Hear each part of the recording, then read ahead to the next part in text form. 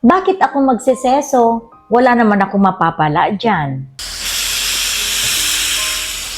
Kung ang akala mo ay wala ngang benepisyo mapapala sa pagseso, ay nagkakamali ka.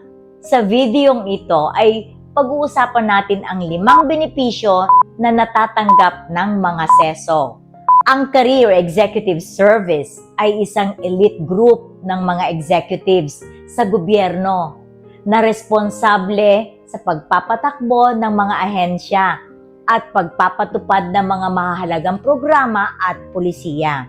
Ang pagkakaroon ng seso rank ay may kasamang maraming benepisyo na magbibigay ng security of tenure, professional growth, at iba pang mga pribilehiyo.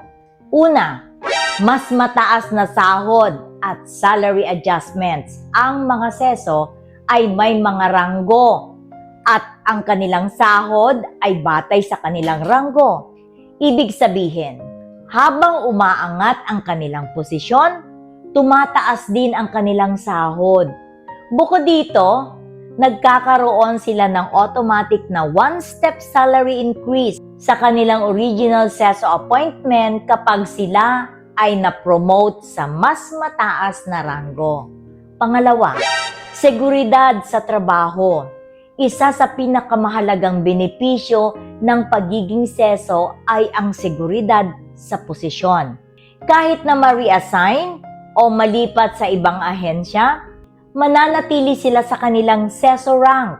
Ito ay nagbibigay ng security of tenure sa kanilang trabaho sa gobyerno. Pangatlo, professional growth.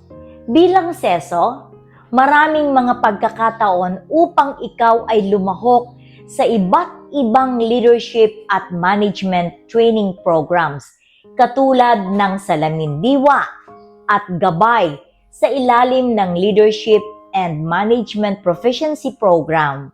Mayroon ding SES Leadership, Conclave, Executive Leadership and Wellness Camps at marami pang iba for continuous professional growth. Pang-apat, family home visit privilege.